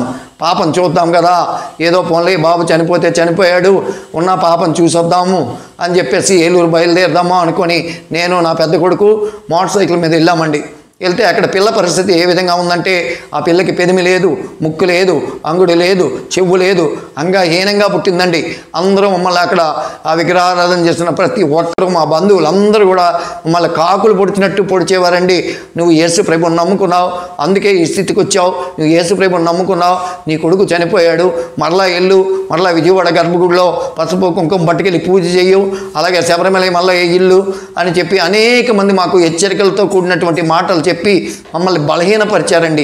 మా బంధువులే, మా చుట్టాలే, మా అందరూ మాకు దగ్గర వాళ్ళే అందరూ మమ్మల్ని బలహీనపరిచారు. కానీ నేను ఎప్పుడు కూడా బలహీనపడలేదు. ఎందుకంటే చనిపోయిన నా బిడ్డని బ్రతికించాడు. నేనే మాట నిలబెట్టుకోలేకపోయాను, దేవుడిని గణపరచలేకపోయాను, సిగ్గుపడిపోయానండి. ఎందుకంటే మా కులం అడ్డొచ్చింది, మాకున్నటువంటి హోదా అడ్డొచ్చింది, మాకున్నటువంటి రాజ్యాలు, మాకు పరిపాలించినటువంటివి అన్నీ కూడా మాకు అడ్డొచ్చాయండి. కోడి పందెం, పేకాట, లేని వ్యసనం అంటూ లేని వ్యసనాలతో అనేకమైన వ్యసనాలు ఉండేవండి. అనేక మందిని కొట్టేవాడిని, అనేక మందిని హింసించేవాడిని. కానీ యేసు ప్రభు దగ్గరికి వచ్చి కూడా ఇవన్నీ విడవలేక, సిగ్గుపడిపోయి యేసు గురించి చెప్పలేక నా కుమారుడిని నేను కోల్పోయానండి. 23 సంవత్సరాల బిడ్డ కోల్పోయాడు. ఆ తర్వాత మనమరాలను చూస్తే మనమరాలకి ముక్కు, చెవు, అంగుడి ఏమీ లేవండి. ఒక దెయ్యం పిల్ల ఏ విధంగా ఉంటుందో అదే విధంగా ఆ పిల్ల ఉండేదండి. ఆ పిల్లని చూసి కన్నీరు కార్చి, అయ్యా ఎందుకయ్యా 23 సంవత్సరాలు బాబు చనిపోతే నేను ధైర్యంగా ఉన్నాను, ఈ పిల్ల ఎందుకయ్యా, ఈ పిల్లని తీసుకెళ్ళి మేము ఎలా పెంచాలి, ఆ సమాజంలో ఎలా తిరగాలి అని చెప్పి చాలా వేదన పడి ప్రార్థన చేసి, అయ్యా ఈ పిల్లని తీసుకెళ్ళిపోయా, మా ఇంటి దగ్గర పంపించకయ్యా, అయ్యా మేము సిగ్గుపడిపోతామయ్యా నేను నమ్ముకున్న బిడ్డలమని ఏడ్చి వచ్చామండి. ఆ రాత్రి భోజనం కూడా చేయలేదు, ఇంటికి వచ్చేసాం. ఇంటికి వచ్చిన తర్వాత 6వ నెలలో ఆ పిల్లని పంపించారు. పంపిస్తే వస్తూ దారిలో అంబాజీపేటలో కే కృపాపాల్ గారు అని ఒక ఆయన ఉన్నారు, ఆయన దగ్గర ప్రార్థన చేసుకుంటున్నారు ఆ చర్చిలో. అక్కడ ఆటో ఆపేసి ఆ ఆటోలో నుండి ఆ పాపను తీసుకెళ్ళి అక్కడ పడుకోబెట్టి ప్రార్థన చేయమని చెప్తే ఆయన మోకాళ్ళ మీదే ఉన్నారండి. ఇప్పుడు ఆయన మోకాళ్ళ మీదే ఉంటారు. ఆయన మోకాళ్ళు కూడా చాలా వాసిపోయి ఉంటాయండి. ఆ మోకాళ్ళ మీద ఉండి ఆయన ఏం చేస్తారంటే ఆ పిల్లని చూసి చాలా భయపడిపోయారండి. భయపడిపోయి ప్రార్థన చేసి వెంటనే ఇంటికి తీసుకెళ్ళిపోమన్నారు. అక్కడ దగ్గరలోనే మా తోట, ఆ తోటకి తీసుకెళ్ళిపోయాము. తీసుకెళ్ళిపోయిన తర్వాత వచ్చిన వాళ్ళల్లా కూడా మమ్మల్ని కొందరు హిందువులు అయితే ఏళన చేసేవారు, ఈ క్రైస్తవులు అయితే బలపరిచి ఏం భయం లేదు ధైర్యంగా ఉండండి అని చెప్పేవారు. అటువంటి స్థితిలో ఆ పాపను తీసుకుని వెళ్దాము హాస్పిటల్కి అంటే ఎక్కడికి తీసుకెళ్ళినా కూడా ఏ డాక్టర్కి చూపించినా కూడా అసలు ఈ పిల్లని పనికి రాదు, చచ్చిపోద్ది, డొక్కలు లేవండి, ఓ పక్కంతా డొక్కలన్నీ కూడా లోపలికి వెళ్ళిపోయి ఉంటాయి, ముక్కు చెవు అంగుడు అన్ని అవయవాలన్నీ లోపంతోనే పుట్టింది. ఆ తర్వాత ఆ పిల్లని తీసుకెళ్దాం ఎక్కడైనా చూపిద్దామంటే ఎక్కడికి వెళ్ళడానికి కూడా సిగ్గుపడిపోయేవాళ్ళం. ఎందుకంటే ఆ పిల్లని తీసుకెళ్తే మా దేవుణ్ణి అవమానం వస్తుందేమో, ఇలా పుట్టింది నువ్వు ఇలా నమ్ముకున్నావని ఎవరైనా అంటారేమోనని చాలా భయపడేవాడిని. అయినా ఒకరోజు ఒక డాక్టర్ గారు, మేము ప్రొఫెషనల్ కొరియర్ చేస్తామండి, కవర్లు వస్తుంటాయి మా దగ్గరికి, ఆ ప్రొఫెషనల్ కొరియర్కి ఒక కవర్ ఉందని చెప్పేసి ఆ డాక్టర్ గారు డైరెక్ట్గా మా అడ్రస్ తెలుసుకొని మా ఇంటికి వచ్చారండి. ఆ రోజు ఆదివారం సెలవు, షాప్ కట్టేశాం. ఇంటికి వస్తే ఆ ఇంటి దగ్గరికి వచ్చిన వెంటనే ఆ డాక్టర్ గారు అన్నారు, ఆ పాపను చూసి, ఇలా ఉందేంటి ఈ పాప అని అడిగారు. మా పరిస్థితి ఇదండి, మేము ప్రభువుని నమ్ముకున్నాం, ఇంతకుముందు ఇలా ఉండేవాళ్ళమి, మా బాబు ఇలా చనిపోయాడు, మా కష్టాలు ఇలా ఉన్నాయని చెప్తే మీకేం భయం లేదు, మాకే హాస్పిటల్ ఉంది జిఎస్ఎల్ దగ్గర, ఆ జిఎస్ఎల్ హాస్పిటల్కి తీసుకురండి రాజానగరం అన్నారు. వెంటనే ఆయన చెప్పిన వెంటనే ఎప్పుడు వెళ్దామని అంటే నేను రేపు వెళ్ళిపోతాను, నాతో వచ్చేస్తే నేను అన్ని ఏర్పాట్లు చేస్తానన్నారు. మాకు ఎవరో తెలియదు కాబట్టి వెంటనే ఆ డాక్టర్ గారితో బయలుదేరి వెళ్ళాం. ఆ డాక్టర్ గారితో వెళ్ళిన తర్వాత ఆ డాక్టర్ గారు చూపించారు. చూపిస్తే టెస్టులు ఇవి చేశారు, అన్ని టెస్టులు చేశారు, హార్ట్ కూడా టెస్ట్ చేశారు. హార్ట్ టెస్ట్ చేస్తే ఆపరేషన్ పనికి రాదు అని వచ్చిందండి. ఆపరేషన్ చేయడానికి ఎలిజిబిలిటీ లేదు, గుండె సరిగా లేదు, పని చేయట్లేదు, మన చేతిలో చచ్చిపోద్ది ఆ పిల్ల, వద్దని చెప్పారండి. వెంటనే ఆ పాపను తీసుకొని నేను డైరెక్ట్గా అంబాజీపేట వచ్చేసాను. వచ్చేసి 7 రోజులు కన్నీరు కార్చి ఏడ్చామండి, నేను నా భార్య. ఆ తోటలో ఎవ్వరూ లేరు. కన్నీరు కార్చి ఏడ్చి వారం రోజులు పోయిన తర్వాత మరలా అదే హాస్పిటల్కి తీసుకెళ్ళాం. తీసుకెళ్తే అక్కడ యవ్వనస్తుడండి డాక్టర్, ఆ పేరు అంతా నాకు తెలియదు కానీ ఆ డాక్టర్ గారు అన్నారు, ఎందుకు వస్తున్నావు అస్తమానము, మేము ఊరికనే వైద్యం చేస్తున్నామనా, ఆ పిల్ల మా చేతుల్లో చంపేస్తావా, నీకు బుద్ధి ఉందా లేదా అని నా వయసును కూడా గౌరవించుకున్నా మాట్లాడాడండి డాక్టరు. వెంటనే నేను, అది కాదండి మా పరిస్థితి ఇదండి, బాబు చనిపోయాడండి, పాప ఇలా పుట్టిందండి, మా పరిస్థితులు ఇవి, కొద్దిగా అర్థం చేసుకోండి అని చెప్తే, అలా కుదరదయ్యా, డబ్బు కట్టు, ఊరికనే చేయరు, టెస్ట్కి డబ్బు కడితే కానీ నీకు అప్పుడు బుద్ధి రాదు అన్నారు. వెంటనే టెస్ట్కి డబ్బు కట్టానండి. డబ్బులు కడితే అప్పుడెంతండి, టెస్ట్కి 400 రూపాయలు టెస్ట్. ఆ టెస్ట్కి కట్టగానే టెస్ట్ చేశారు. మళ్ళాను టెస్ట్ చేస్తే గుండె పని చేస్తుందని వచ్చిందండి. 2 చేతులు ఎత్తి దేవుడిని స్తుతిద్దామండి. ఎందుకంటే మూతబడిన గర్భాన్ని ఏ విధంగా దేవుడు తెచ్చాడో అలాగే రాతి గుండెని కూడా మాంసపు గుండెగా చేయగలిగినటువంటి దేవుడు యేసుక్రీస్తు ప్రభువారు. వెంటనే ఆపరేషన్కి సెట్ చేయమన్నామండి. ఎందుకంటే మరలా ఒకవేళ రేపు పని చేస్తుందో పని చేద్దామని. బ్లడ్ లేదు, బ్లడ్ లేకపోతే ఇంకొక గ్రూప్ నుండి చాలామంది బ్లడ్ ఇచ్చారు. ఆ బ్లడ్తో మొత్తం ఆపరేషన్ చేస్తారండి. అంగుడు చేశారు, ముక్కు చేశారు, ఈ పెదిమి కూడా ఆ ఉన్నటువంటి తొర్రి పెదిమి అంతా కూడా క్లీన్ చేసి మంచి అందంగా పిల్లల్ని తయారు చేశారండి. తయారు చేసిన తర్వాత 6 నెలలు హాస్పిటల్లో ఉన్నాం. హాస్పిటల్లో 6 నెలలు అయిన తర్వాత డిశ్చార్జ్ చేశారు. చేసేటప్పుడు ఆ ఆపరేషన్ చేసినటువంటి డాక్టర్ గారు గోస్వామి గారు ఒరిస్సా నుండి వచ్చారు. ఆయనకి పిల్లలు లేరు. ఆయన మా మనమరాలకి 1500 రూపాయలు ఇచ్చారు, ఒక స్కూల్ బ్యాగ్ ఇచ్చారు, మంచి చదువు చదువుకుంటుంది, మంచి ఉద్యోగం వస్తుంది అని చెప్పి ఆయన మమ్మల్ని పంపించారు. వచ్చాము, ఇంటికి వచ్చాం. అనేక మంది చూడటానికి వచ్చారు. బాబు చనిపోయాడండి. ఆ చనిపోయినటువంటి బాబువి కార్లు ఉండేవండి. ఒక మారుతి వ్యాన్ ఉండేది, ఒక కారు ఉండేదండి. ఆ బాబు 2 వెహికల్స్ ఉండేవి. బాబుకి ఎప్పుడు కూడాను ఏ వెహికల్ వెళ్తాదో తెలియదు. అమలాపురంలో పెద్ద వ్యాపారం చేశాడు, పెద్ద హోల్సేల్ షాప్ పెట్టాడు. అటువంటి బాబు ఆ సామాన్లన్నీ కూడా రాత్రిపూట నా భార్య వచ్చి ఆ వ్యాన్ దగ్గరికి వచ్చి 12-1 గంటప్పుడు తీసుకుని వచ్చి ఆ డోర్ తీయమనేది. అందులో ఉన్నాడు బాబు, అందులో ఉన్నాడు అనేది. నేను డోర్ తీసేవాడిని. డోర్ తీస్తే అందులో ఉండేవాడు కాదు. ఇంటికి వచ్చి రాత్రి అంతా ఏడ్చేవాళ్ళమే. ఆ మెట్ల మీద పడుకొని నేను, నా భార్య, నా పెద్ద కొడుకు అలా ఏడుస్తూ రాత్రి 2 నెలలు పూట మేము ఆహారం భుజించలేదండి. 2 నెలలు నేను, నా భార్య రాత్రి పూటే భోజనం చేయలేదు. నా భార్య కాళ్ళు చెయ్య స్ట్రోక్ కింద వచ్చి లాగేసిందండి. వెంటనే దేవుడు మాకు స్వస్థపరిచాడు. ఈరోజు మంచి బలవంతులుగా ఉన్నాం, ఆరోగ్యంగా ఉన్నాం. అటువంటి సమయంలో దేవుడు ఎన్నో మమ్మల్ని అద్భుతాలు చేసి ఆ పిల్లల విషయంలో కానీ, అలాగే నాకు మనమరాల విషయంలో కానీ అద్భుతమైన కార్యాలు నా పట్ల చేశాడండి దేవుడు. అలాగే మీ పట్ల కూడా చేసినటువంటి సాక్ష్యాన్ని అనేకులకు తెలియపరచండి. ఎందుకంటే నిజమైన దేవుడు యేసుక్రీస్తు ప్రభువారే, లోక రక్షకుడు ఆయనే, లోకాన్ని సృష్టించింది ఆయనే, భూమిని ఆకాశముని చాపవలే పరిచిన ఆయనేనండి యేసుక్రీస్తు ప్రభువారు. నేనైతే ఆ బొమ్మలన్నీ తీసేసి, ఆ విగ్రహాలన్నీ తీసేసి, 18 మెట్లన్నీ తీసేసి, మొత్తం అందులో ఏమీ కూడా విగ్రహారాధనకు ఉన్నటువంటిది ఏమీ ఉండకుండా యేసుక్రీస్తుని తెలుసుకున్నాము. నేను, నా భార్య, నా కొడుకు, నా కోడలు, అలాగే నా మనమరాలు, మేమందరమీ కూడా యేసు ప్రభుని తెలుసుకున్నామండి. ఆ చిన్నబ్బాయి చనిపోయిన తర్వాత నేను, నా భార్య చాలా వేదన పడ్డాం, చాలా బాధపడ్డాం, చాలా శోధన పడ్డాం. ఎన్నో బాధలు, ఎన్నో కష్టాలు. ఎంతోమంది వచ్చి ఏలం చేసేవారు. ఆ బంగారం కానీ వస్తువులు కానీ తీసేస్తే ఇలా ఉంది, ఎదముండలాగా ఉంది, అలా ఉంది, ఇలా ఉంది అని రకరకాలైన ఆలోచనలతో మాట్లాడేవారండి. అయినా అటన్నిటికీ కూడా మేము సహించుకున్నాం, అన్నీ కూడా ఓర్చుకున్నాం. నిజమైన దేవుడిని మేము తెలుసుకున్నాం. ఎందుకు చెప్తున్నానంటే చాలా మంత్రాలు చదువుకుని, చాలా విగ్రహాల వైపు వెళ్ళి చాలా నేర్చుకున్నానండి. నేను నేర్చుకున్నవన్నీ కూడా 18 సంవత్సరాలు నేర్చుకున్నాను. ఏమో నాకేమీ తెలియదు. వెళ్ళాను, అక్కడ ఏమి సంపాదించుకోవాలనుకున్నానో కానీ మరి దేవునిలోనికి వచ్చిన తర్వాత ఏం పోగొట్టుకున్నాను. నేను 23 ఏళ్ల బాబుని పోగొట్టుకున్నాను. తర్వాత నాకు మనమరాలను ఇచ్చాడు. అంగవైక్యనే మనమరాలు. ఆ మనమరాలు దేవుణ్ణి మహింపరచడానికే ఒకవేళ పుట్టిందేమో. అందుకని ఈరోజు ఇంటర్మీడియట్ సెకండ్ ఇయర్ చదువుతుందండి. సెకండ్ ఇయర్ మా ఎగ్జామ్ రాస్తుంది. ఈరోజే ఎగ్జామ్కి వెళ్ళింది. ఎందుకు చెప్తున్నానంటే దేవుడు గొప్ప దేవుడు అండి. ఆయన ఏదైనా చేయగలడు, ఎప్పుడైనా చేయగలడు, ఎక్కడైనా చేయగలిగిన దేవుడండి. తర్వాత మా పెద్ద అబ్బాయికి మరలా పిల్లలు, ఒక ఆడపిల్ల పుట్టింది కదా, మరలా తర్వాత ప్రార్థన చేసాం. అయ్యా 23 ఏళ్ళు బాబు చనిపోయాడు, కీడి వెనుక నువ్వు అనేక మేలులు దాచి ఉంచిన దేవుడు అంట. అయ్యా నా కొరకు దాచి ఉంచిన మేలులన్నీ కూడా అయ్యా నువ్వు దయచేయి ప్రభువా అని చెప్పి ప్రార్థించినప్పుడు మళ్ళీ నా కోడలు గర్భం ధరించింది. గర్భం ధరించిన తర్వాత నూజివీడు హాస్పిటల్కి తీసుకెళ్ళాము. తీసుకెళ్ళిన తర్వాత ప్రార్థన చేశారు. అందరం మేము కూడా ప్రార్థన చేసి పంపించాము. పంపించిన తర్వాత అయ్యా మంచి మగపిల్లవాడిని ఇయ్యండి అయ్యా, ఇస్సాకు అని నామకరణం చేస్తానన్నాను. అప్పుడు మా హిందువులందరూ అన్నారు, ఇస్సాకు అని పెడతావు, క్రైస్తవుడికి ఉద్యోగం ఉండదు అన్నారు. నా దేవుడు నా కొడుక్కి మనవడికి ఉద్యోగం ఇప్పించేవాడు కాదు, నా మనవడే అనేక మందికి ఉద్యోగాలు ఇప్పించేటట్టు చేస్తాడు. నా దేవుడు గొప్ప దేవుడని ధైర్యంగా ఆ రోజు డెలివరీకి పంపించాము. ఆపరేషన్ చేశారు. ఆపరేషన్ చేసిన తర్వాత ఆ డాక్టర్ ఒక్కటే చెప్పింది, అయ్యా ఆపరేషన్ చేసిన తర్వాత ఆ పిల్లడిని చూస్తే మాకు వెలుగు కనిపించినట్టు అయిందండి. ఆయనకి ఏం పేరు పెడతారని ముందుగానే పెట్టానమ్మా, ఇస్సాకు అని పేరు పెట్టానన్న. అమ్మా మీరు దేవుడిని నమ్ముకున్నారా అందే డాక్టర్ మా నూజివీడు. అలాంటి మంచి మనమణ్ణి ఇచ్చాడండి. తర్వాత కూడా మరలా కోడలు గర్భం ధరించిన తర్వాత మరలా కూడా ప్రార్థన చేశాము.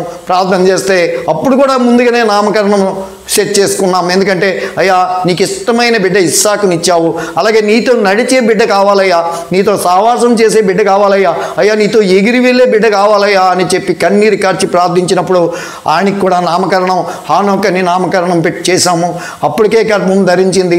ఎప్పుడు పుడతారో తెలియదు, ఏం పుడతాడో తెలియదు, అసలు ఎన్ని నెలలకు పుడతాడో నాకు తెలియదు. కానీ జూన్ 19 మా మ్యారేజ్ డే, జూన్ 18 లోపే ఇస్తాడు దేవుడు అన్నాం. అదేవిధంగా హానోక్నిచ్చాడు. జూన్ 18వ తారీఖునే దేవుడు ఇచ్చాడండి. అటువంటి అద్భుత కార్యాలు చేయగలిగిన దేవుడు యేసుక్రీస్తు ప్రభువారండి. ఎందుకు చెప్తున్నానంటే యేసుక్రీస్తు ప్రభువారిని నమ్ముకోండి, ఆయన లోక రక్షకుడండి. ఆదివారం వచ్చిందంటే దాసులపాలెం గ్రామంలో ఆ పూజలు చేసేవారండి.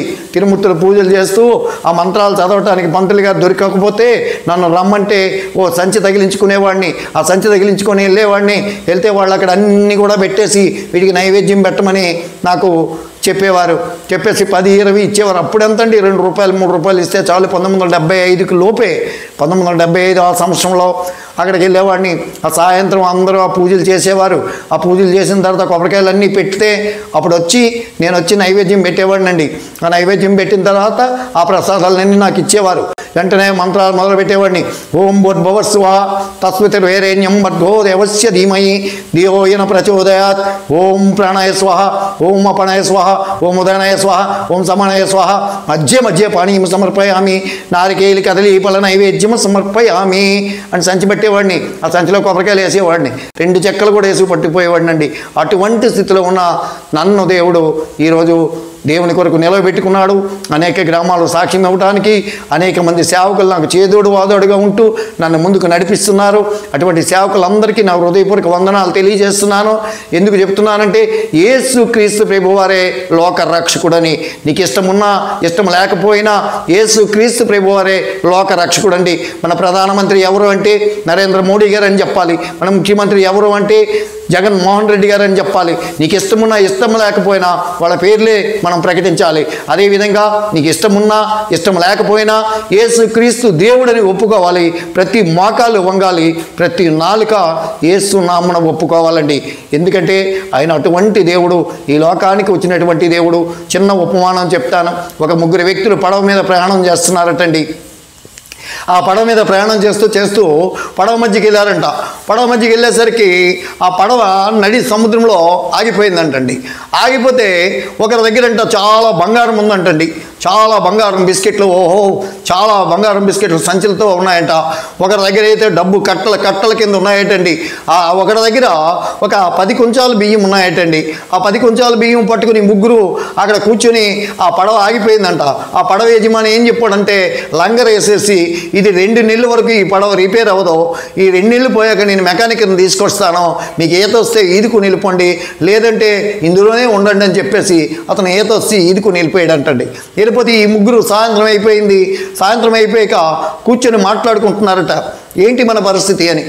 మాట్లాడుతూ ఉంటే ఈ కుండలో ఈ బియ్యం ఉన్న వ్యక్తి వెంటనే ఏం చేశాడట, సాయంత్రం అయిపోయింది, చీకటి పడింది, ఆ పడవలో ఉన్న చిన్న ముక్క తీసి, కర్ర ముక్కలు తీసి జాగ్రత్తగా ఆ పడవలో ఆ ఉప్పు నీళ్ళతోనే ఆ గిన్నెలోకి నీళ్లు పోసుకొని కొద్దిగా బియ్యం వేసి జావలాగా మరగబెడుతున్నాడు అంటండి. జావ మరగబెడుతుంటే వాసన వస్తుందండి. అన్నం వండినప్పుడు ఎప్పుడైనా చూస్తే మంచి వాసన వస్తుంది. అలాగా కొత్తమని ఉడుకుతుందంట, వాసన వస్తుందంట. వాసన వస్తూ ఉంటే ఆ డబ్బు ఉన్న వ్యక్తి అంటున్నాడంట, అయ్యా సాయంత్రం నాకు కొద్దిగా జావ పెట్టు, కొద్దిగా జావ పెడితే నీకు 1000 రూపాయల కాగితాలు కట్టలు ఉన్నాయి, ఒక కట్ట నీకు ఇచ్చేస్తాను అన్నాడంట. ఆ రెండో వ్యక్తి అన్నాడంట, ఆడ 1000 రూపాయల కట్లే ఇస్తాను అన్నాడు. నా దగ్గర గోల్డ్ బిస్కెట్లు ఉన్నాయి, ఓ బిస్కెట్ ఇస్తాను నీకు, పెద్ద బిస్కెట్ ఇస్తాను, నాకు కూడా సాయంత్రం కొద్దిగా గెంజిపోయి అన్నాడంట. ఈ 3వ వ్యక్తి ఉన్నాడంటే ఇది తెలివైన వ్యక్తి. ఈ బియ్యం ఉన్న వ్యక్తి ఎవరంటే తెలివైన వ్యక్తి. ఈ వ్యక్తి అంటున్నాడంట, ఏమని, అయ్యా పడవోడు ఏం చెప్పాడు అని అడిగాడంట. ఆ పడవోడు ఏం చెప్పాడు, 2 నెలల వరకు పడవ కదలదు, 2 నెలల వరకు మీరు ఇక్కడే ఉండాలి, మీ ఇష్టమైతే బయటకు వచ్చి వెళ్ళడానికి ప్రయత్నం చేయండి, లేకపోతే ఇక్కడే ఉండండి అని చెప్పాడా. అలాగే చెప్పాడు. మరి 2 నెలల వరకు కూడా మనం బయటికి వెళ్ళే అవకాశం లేదు. ఈ 2 నెలలు నాకు ఈ 10 కుంచాల బియ్యము కొద్దిగా వండుకుంటాను, ఈ జాబ్ ఉంటే సాయంత్రం ఉంటే పొద్దున్న ఉంటే సాయంత్రం తింటాను, నేను ఈ 20 రోజులు ఈ 2 నెలలు కూడా ఈ బియ్యంతో నేను బ్రతికేస్తాను, ఈ డబ్బు నాదే, ఈ బంగారం నాదే, నువ్వు ఇచ్చేదేంట్రా అన్నాడంట. ఎందుకంటే ఆ వాక్యం అనే వాక్యం మనకి జీవవాక్యం ఉంటే, ఆ ఆహారం ఉంటే, జీవాత్మకి ఆహారం ఉంటే మనం నిత్యము బ్రతికి ఉంటామండి. ఎందుకంటే యేసు యొక్క సన్నిధిలో మనం నిత్యము బ్రతికి ఉండాలి అంటే యేసుక్రీస్తుని నమ్ముకోవాలి, పరలోక రాజ్యము వెళ్ళాలి. ఎందుకు చెప్తున్నానంటే ఏలామీరనే కథ మీకు అర్థమయ్యే ఉంటుంది. ఏలామీరండి ఇప్పుడు ఎందుకు వెళ్తున్నామో ఎందుకు తెలుస్తున్నామో తెలియట్లేదు. ఒక్కసారి బైబిల్ చదవండి. ప్రతి ఒక్కరూ బైబిల్ చదివినట్లయితే అందులో మీకు వివరంగా అర్థమవుతాయి. ఎందుకు యేసుక్రీస్తు ప్రభువారు ఎక్కడ కూడా పాపాన్ని సపోర్ట్ చేయలేదండి. పాపాన్ని ఎప్పుడు కూడా సపోర్ట్ చేయలేదు. పాపం చేసిన వాడికి ప్రతి వానికి పనిష్మెంట్ ఇస్తూనే వచ్చాడు. ప్రతి ఒక్కరికి పాపానికి ప్రతి శిక్ష విధిస్తూనే వచ్చాడు. చాలామంది రోగస్తులుగా ఉంటారు, కుష్ఠరోగం ఉంటుంది. చాలామంది అనుకుంటారు కుష్ఠరోగం పెద్ద జబ్బండి అని. కానీ కుష్ఠరోగం కనే పెద్ద జబ్బు ఏంటంటే పాపం అనే జబ్బండి. అటువంటి పాపం అనే జబ్బు ప్రతి ఒక్క మానవుడికి ఉందండి. ముఖ్యమంత్రి దగ్గర నుండి మున్సిపాలిటీ వరకు అందరూ పాపం చేసి దేవుని మహిమను పొందలేకపోతున్నారు. అందుకే అంటాడు, మీ అపరాధముల చేత పాపముల చేత మీరు చచ్చిన వారిగా ఉండగా బ్రతికించడానికి నేను వచ్చానని చెప్పి యేసుప్రభు వారు చెప్పినటువంటి వాగ్దానం అండి. అటువంటి వాగ్దానాన్ని నెరవేర్చుకుందాం. యేసుక్రీస్తు ప్రభు వారు నమ్ముకుందాం. ఆయన లోక రక్షకుడని తెలుసుకుందాం. ప్రతి ఒక్కరూ బైబిల్ చదువుకుందాం. ఒక హిందువులు అవనివ్వండి, ముస్లిం అవనివ్వండి, క్రిస్టియన్ అవనండి, ఎవరైనా చెప్పేది దేవుడు ఒక్కడే అని చెప్తున్నారు. ఆ ఒక్క దేవుడు ఎవరో వెతకటానికి ప్రయత్నించండి. ఆ దేవుడు ఒక్కడే. అందరూ ఒక్కరమే. కులం మతం తేడా లేదు. అందరము ఒకరమే. అందరికీ ఒకటే రక్తం. అటువంటి మన కొరకు ప్రాణం పెట్టినటువంటి దేవుడు అండి. ఎవరు పెడతారండి మన కొరకు ప్రాణం? నా కొరకు నా భార్య ప్రాణం ఇవ్వదండి. కనీసం ఒక 100 గ్రాములు రక్తం ఇవ్వమంటే నా భార్య ఇవ్వదండి. నా భార్య కొరకు నన్ను ఇమ్మన్నా కూడా నేను కూడా 100 గ్రాములు రక్తం ఇవ్వనండి, బలహీన పడిపోతానేమోనని. కానీ మన కొరకు దేవుడు లోకము పరలోకం నుండి వచ్చి ఆయన ప్రాణం ఇచ్చారండి. రక్తం అంటే ఏంటి? ప్రాణం అండి. ఎవరండి మన కొరకు ప్రాణం పెడతారు? నీ కొరకు నా కొరకు ప్రాణం పెట్టే దేవుడు ఎవరున్నారు? ఏ దేవుడు ప్రాణం పెట్టాడండి? మనకు ప్రాణాలు తీసేవారే ఉన్నారు కానీ ప్రాణం పెట్టే దేవుడు ఎవ్వరు కూడా లేరండి. యేసుక్రీస్తుని నమ్ముకోండి. ఆయన నిజ దేవుడు అని తెలుసుకోండి. లోకరక్షకుడు అని తెలుసుకోండి. తెలియకపోతే మీకున్నటువంటి చర్చిల దగ్గర, మీకున్నటువంటి సేవకుల దగ్గరికి వెళ్ళి బోధ నేర్చుకోండి, తెలుసుకోండి. వాళ్ళని అడగండి, వాళ్ళు వివరంగా చెప్తారు. మీకు తెలియకపోతే తెలియనట్టు చదవద్దు. వాక్యం చదివేటప్పుడు కూడా వివరంగా చదవండి. ఒక వ్యక్తి చదువుతున్నాడంట వాక్యం, రాముని తోక పివరుండిట్లని అన్నాడంట. రాముడికి తోక ఏంటి? పివరుండి ఎవరు? అర్థం కావట్లేదు. రాముడికి తోక ఏంటండి? రాముడికి బాణం ఉంది. రాముడు ఒక రాజకుమారుడు, రాజపుత్రుడు. రాముడు మంచి బాలుడు. ఆ రాముడి గురించి ఈ మాట చదివినప్పుడు అంటున్నాడు, రాముని తోక పివరుండిట్లనియే అన్నాడంట. రాముడికి తోకేంటి? వాక్యం చదవడం అర్థం కాలేదు. అది సరైన సందర్భంలో చదవలేదు. రామునితో కపివరుండిట్లనియే, రాముడితో కపివరుండి చెప్తున్నాడు. ఏదో సంభాషించుకుంటున్నారు. అది ఏం చేశాడంటే రామునితో అన్నదానికి కాయల్లి దాన్ని తగిలించాడు. వాక్యం అర్థం కాలేదు. ఈరోజు బైబిల్ కూడా అర్థం అవ్వకపోతే 10 సార్లు బైబిల్ చదవండి. వాక్యాన్ని 10 సార్లు చదవండి. తెలియకపోతే మీ సేవకులకు ఫోన్ చేయండి, తెలిసిన వారిని అడగండి. బైబిల్ పరిశుద్ధ గ్రంథం అండి. ఇది చాలా గొప్ప గ్రంథం అండి. ఈ గ్రంథం చాలా గొప్ప గ్రంథం అండి. 119వ కీర్తన 72వ వచనం అంటాడు, వేల కొలది వెండి బంగారం నాణెముల కంటే నీవిచ్చిన ధర్మశాస్త్రమే మేలైనదని. ఈరోజు బంగారం కొరకు ఆశపడుతున్నాం, డబ్బు కొరకు ఆశపడుతున్నాం, కానీ బైబిల్ కోసం ఆశపడట్లేదు. 10,000 ఇచ్చి పట్టు చీర కొంటాం కానీ కనీసం బైబిల్ కొనుక్కోలేము. ఈరోజు ప్రతి ఇంట్లో బైబిల్ కొనండి. ప్రతి ఒక్కరూ బైబిల్ చదవండి. వేల కొలది వెండి బంగారు నాణెముల కంటే ధర్మశాస్త్రమై ఇచ్చిన మేలైనటువంటి ధర్మశాస్త్రాన్ని మనకి దేవుడు ఇచ్చాడు. నిజంగా ఇది పట్టుకోవడానికి కూడా మనకి యోగ్యత లేదు. ఈ రాసిన వారు అనేక పరిశుద్ధులు, అనేక గొప్పవారు రాశారండి ఈ గ్రంథాన్ని. అటువంటి గ్రంథాన్ని మన చేతికిచ్చి దేవుడు మనకి సువార్త ప్రకటించడానికి, మన బాగోగులు చూడటానికి, మన కష్టసుఖాలన్నీ మనల్ని పోషించడానికి పరలోకము నుండి వచ్చినటువంటి యేసుక్రీస్తు ప్రభువారండి. మరీ నేను చెప్తున్నాను, యేసుక్రీస్తుని నమ్ముకోండి. ఆయన లోక రక్షకుడు. నేను ఇంకా అనేక మంత్రాలు నేర్చుకున్నాను. ఏ పూజలు చేయాలన్నా, ముందు ఏదైనా మంత్రం చదవాలన్నా, ఓం కేశవాయనమా, మాధవాయనమా, మధుసూదనాయనమా, త్రివిక్రమాయనమా, వాసుదేవాయనమా, ఋషికేశాయనమా, పద్మనాభాయనమా, దామోదరాయనమా, ఇలా మంత్రాలన్నీ కూడా బుక్కులు పెట్టుకుని 18 సంవత్సరాలు చదివానండి. కానీ ఈరోజు యేసుక్రీస్తుని తెలుసుకున్నాను. యేసుక్రీస్తు నాకు మంచి జ్ఞానం ఇచ్చారు, మంచి తలాంత్ ఇచ్చారు, మంచి కుటుంబం ఇచ్చారు. నన్ను పోషించటానికి, నన్ను ఆదరించటానికి అనేక మంది సేవకులు నన్ను బలపరుస్తూ, నన్ను ఆదరిస్తూ, అంబాజీపేటలో అనేక మంది సేవకులు నన్ను ఆదరించేవారండి. ఎంతమంది వచ్చేవారో రోజుకి అనేక మంది సేవకులు. ఆ సేవకుల పేర్లు చెప్పడానికే సరిపోదు. ప్రతిరోజు నా దగ్గరికి సేవకులు వచ్చేవారు. ఏం భయపడొద్దు, 23 ఏళ్ళు బాబు చనిపోతే కీడు వెనక దేవుడు మంచి మేలు దాచాడు అని నన్ను ధైర్యపరిచినటువంటి అనేక మంది సేవకులకి నేను హృదయపూర్వక వందనాలు తెలియజేస్తున్నాను. మరి ముఖ్యంగా నేను ఉన్నదైతే ఇక్కడ విజయనగరం జిల్లా ఎల్కోట మండలంలో ఉన్నాను. ఎందుకు చెప్తున్నానంటే ఈ స్వగ్రామం అనేటువంటి నా ఊరు 68 సంవత్సరాల వయసులో మరలా తిరిగి వచ్చాను. 20 సంవత్సరాల వయసులో నేను అక్కడికి అంబాజీపేట వెళ్ళాను. చాలా కష్టపడ్డాను. చిన్న వ్యాపారం చేసుకున్నాను. కొన్ని ఫ్యాక్టరీలో కూడా పనిచేశాను. తౌడు ఫ్యాక్టరీలో పనిచేశాను. అనేక దగ్గర నేను పనిచేసి కష్టపడి రాత్రింబగలు కష్టపడ్డాను. రైల్వే స్టేషన్లో కూడా పనిచేసేవాడిని. ఎందుకు చెప్తున్నానంటే కష్టం వెనక దేవుడు మంచి ప్రతిఫలం ఇస్తాడండి. కష్టార్జితం ఎప్పుడు కూడా దేవుడు పాడు చేయడండి. కష్టానికి ప్రతిఫలం ఇస్తాడు. అలాగే నాకు మంచి గృహం ఇచ్చాడు, నాకు మంచి పిల్లలు ఇచ్చాడు, భార్య మంచి ఆరోగ్యంగా ఉంది. భార్య కూడా మనం బలహీన పడితే దేవుడు స్వస్థపరిచాడు. కాళ్ళు చెయ్య కూడా అన్నీ కూడా స్వస్థత ఇచ్చాడు. ఎటువంటి వస్తువులు కానీ ఎటువంటి అలంకరణ కూడా నా భార్య ధరించుకోదు. ఎందుకంటే మీరు ధరించుకుంటారో ధరించుకోరో అని కాదు, కానీ వేల కొలది బండి బంగారు నాణెముల కంటే దేవుడే ఒక గొప్ప బంగారం అండి. వేల కొలది వెండి బంగారు నాణెముల కంటే ధర్మశాస్త్రం ఎంత గొప్పదో, అలాగే యేసయ్య కూడా బంగారం లాంటి యేసయ్య అండి. ఆకాశము ఆయన సింహాసనము, భూమి అయినా పాదపీఠము, అంత బంగారం ఉందండి మనకి. అంత బంగారం మనకి ఉంది. ఆకాశం నుండి భూమి వరకు ఎంత ఉందో అంత ఎత్తు బంగారం నువ్వు సంపాదించుకున్నావు. 30 రూపాయలు ఇస్తే ముక్కు పుచ్చిపోతుంది, సెప్టిక్ అయిపోద్ది. అటువంటి ఆలోచన పెట్టుకోవద్దు. నిజదేవుడు యేసుక్రీస్తు ప్రభువారని తెలుసుకోండి. ఆయన దగ్గర సమస్తం ఉన్నాయి. అడగటం నేర్చుకోండి. ఆయనకి ఏమి మనకి కావాలో అది అడగండి. అడిగింది మీకు ఇష్టమైంది, మీకు కావాల్సింది అడగండి. అవసరం లేని దేవుడిని ఏమి అడగొద్దు. ప్రార్థించేటప్పుడు కూడా నీ చిత్తమైతే, నీకు ఇష్టమైతే అనే మాట అడగండి. కుష్ఠరోగి వచ్చాడు, నీకు ఇష్టమైతే నన్ను బాగు చేయి ప్రభు అన్నాడు. అంతేగాని సమయం ఇవ్వలేదు. నీకు ఇష్టమైతే నన్ను శుద్ధినిగా చేయి ప్రభు అనగానే యేసు ప్రభు వారు బాగు చేశారు. ఈరోజు మనం కూడా దేవుని సన్నిధిలో మోకరించినప్పుడు, అయ్యా నీకు ఇష్టమైతే నా గర్భఫలము తెరవయ్యా, నీకు ఇష్టమైతేనే నాకు మంచి ఇల్లు అయ్యా, నీకు ఇష్టమైతేనే నన్ను ఆశీర్వదించయ్యా అని ప్రతిదీ కూడా దేవుని ఇష్టపూర్వకంగా అడుగుదాం. దేవుని ఇష్టపూర్వకంగా అడిగినప్పుడు ఆయన ఏమి ఇచ్చినా కూడా మనకి ఇబ్బంది ఉండదండి.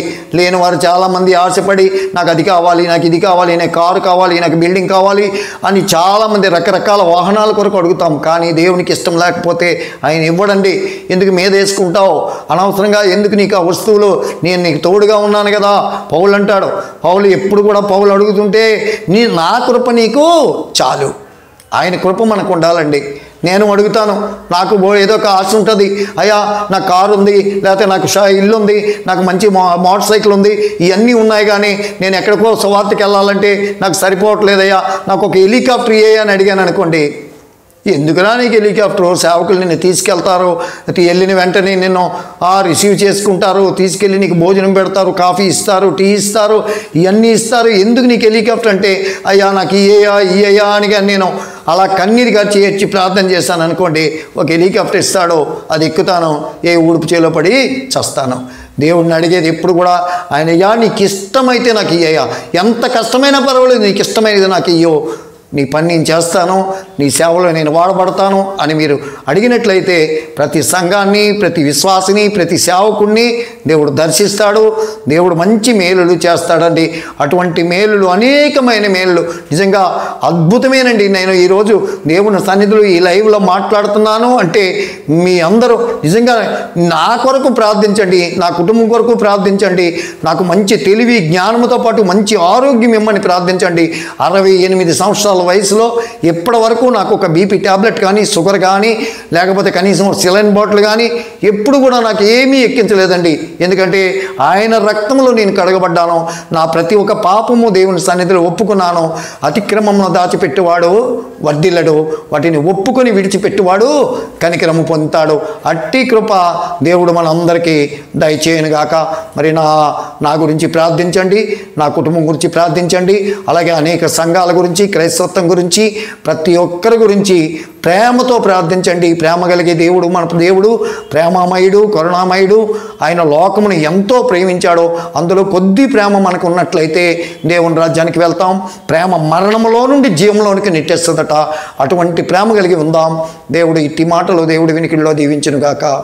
ఆమేన్. మీరు ఎక్కడికైనా పిలిచినా ఆ యూట్యూబ్ పంపించినటువంటి జోషి గారి నెంబర్కి కానీ, లేకపోతే నా నెంబర్కి కానీ కాంటాక్ట్ చేసినట్లయితే నేను వస్తాను. ఎవరికి ఇబ్బంది ఉండదు, ఎవరికి నేను భారం ఉండను. మరి మీరు ఆలోచించండి. ఎందుకంటే నేను ఎవ్వరికీ భారం కలిగిన వ్యక్తిని కాను. అటువంటిగా మీరు నా కొరకు ప్రార్థన చేసి నన్ను పిలిచినట్లయితే ఏ గ్రామమైనా రావడానికి, ఎక్కడికైనా వచ్చి దేవుని పని చేయడానికి, నాకు మంచి ఆరోగ్యం ఇవ్వాలని మీరు ప్రార్థన చేయండి. నన్ను పిలవండి, నేను తప్పకుండా వచ్చి మీ దగ్గర సాక్ష్యం ఇచ్చి మీ సంఘాన్ని బలపరిచి వెళ్తాను. అట్టి కృప దేవుడు అందరికీ దయచేయనుగాక. ఆమేన్.